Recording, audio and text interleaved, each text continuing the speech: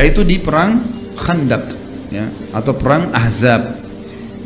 Sudah sering kita ceritakan peperangan ini teman-teman sekalian, tapi ada kisah yang unik di sini. Jadi setelah 45 hari dikepung Madinah oleh orang-orang Quraisy dan pasukan Ahzab. Ahzab kan jamak daripada hizib, yang berarti kelompok. Karena banyaknya suku-suku Arab dan orang Yahudi bergabung sampai 10.000 pasukan dipimpin oleh Abu Sufyan pada saat itu, maka dinamakan Ahzab. Allah namakan surah Ahzab surah nomor 33, menceritakan masalah perang Ahzab atau perang Khandaq, parit, yang dijelaskan dalam hadis, gitu kan. Kalau perang Ahzab disebutkan dalam Al-Quran, kalau perang Khandaq, istilah Khandaq digunakan di dalam hadis Nabi SAW.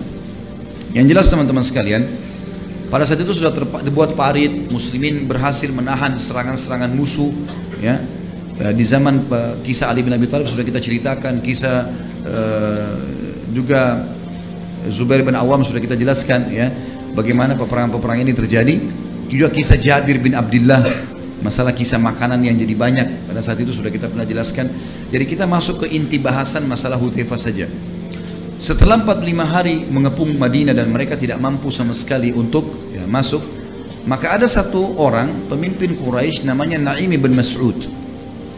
Naim ini entah bagaimana kuasa Allah, dia tadi orang keduanya Abu Sufyan, orang yang paling benci dengan Islam.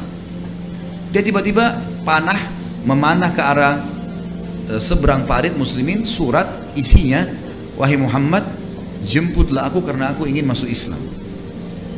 Maka Nabi SAW bilang kepada para sahabat, turunkan tangga buat dia, dari tali sama kayu, turunin di parit, dijemput malam hari. Orang-orang Quraisy tidak ada yang tahu, dia sendiri turun.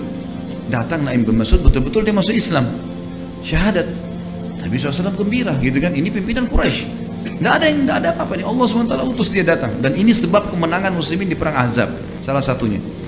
Naim bin Mas'ud ini radhiyallahu anhu pada saat sudah masuk Islam, dia mengatakan, hai Muhammad, ya Rasulullah, dia mengatakan setelah masuk Islam.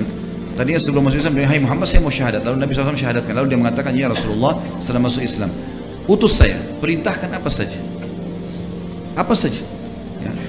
Kata Nabi SAW, kau satu orang, hai Naim. Saya nggak tahu harus suruh apa, tapi kalau kau bisa kacauin mereka, kacauin aja. Maka berdirilah. Naim mengatakan, baik, saya akan lakukan ya Rasulullah. Maka dia pun turun, dia langsung keluar.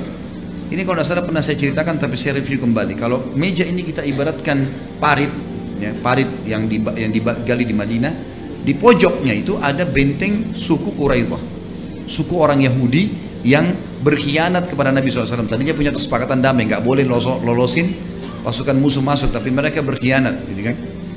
Mereka mau lolosin masuk pasukan Ahzab.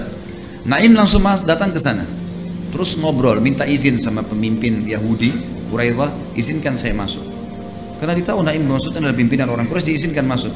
Dia bilang, saya mau kumpul sama tokoh-tokoh kalian. Ngumpullah dengan tokoh-tokoh orang Yahudi.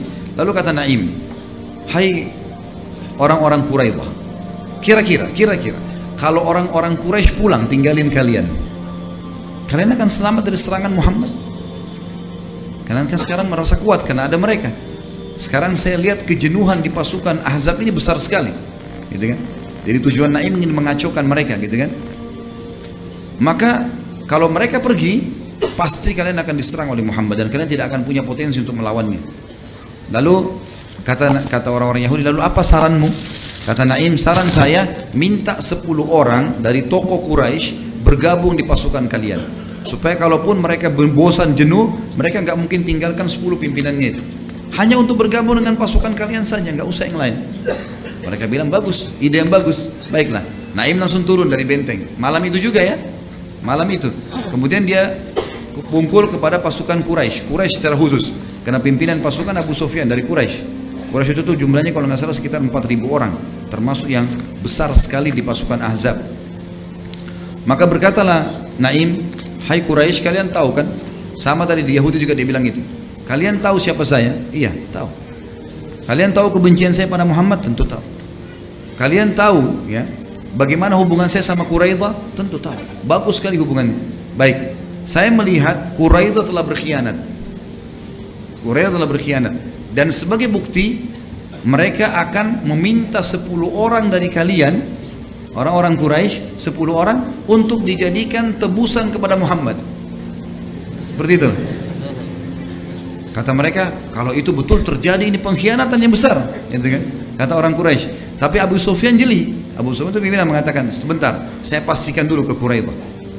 Lalu dia pergi ke sana, minta dibuka pintu gerbang, dibuka. Lalu Abu Sufyan kumpul. Abu Sufyan pakai strategi perang. Dia tidak bertanya apakah Naim datang segala macam, enggak. Bukan seperti kita kalau ngobrol sama teman, perang beda, gitu kan? Maka dia bilang, hai Yahudi, besok kita akan serang Madinah. Kalian dari benteng kalian, kami dari parit, dari depan parit, gitu kan? Kata orang-orang Yahudi, hai Abu Sufyan, engkau tahu kalau besok ini hari Sabtu. Hari Sabtu kami nggak berperang, orang Yahudi. Memang Yahudi waktu itu memuliakan hari Sabtu, mereka nggak perang hari Sabtu. Mereka takut kalau lakukan kegiatan yang dilarang hari Sabtu itu mereka duduk di rumah ibadah, gitu. Sampai mereka pernah memancing, akhirnya Allah kutuk kan gitu. Yang terkenal dengan Ashabus Sabt. Ringkas cerita, kata Abu Sufyan, baiklah kalau gitu. Hari Ahadnya, lusanya kita perang, gitu kan? Kata orang Yahudi, boleh saja, tapi dengan syarat, kalian harus berikan 10 pimpinan kalian pada kami, supaya bersama pasukan kami. Kata Abu Sufyan, benar nih Naim. Benar nih Naim, gitu kan? Maka Abu Sufyan pulang. Malam itu juga pulang, kumpulin orang-orang, gitu kan? Bersamaan detik itu teman-teman sekalian, pas Naim lagi mundur, pulang, wahyu datang kepada Nabi SAW.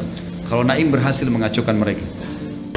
نرتاد لنحفظها الحلقة في القلب مشاعر أخفيها قد أشرقت الشمس عليها عن خطط لم أعبأ في القلب مشاعر أخفيها قد أشرقت الشمس عليها عن خطط لم أعبأ فيها ستري أيامي فرقا فحياتي قبل الحلقات تيه بضياع بشتاتي من دون نعيم.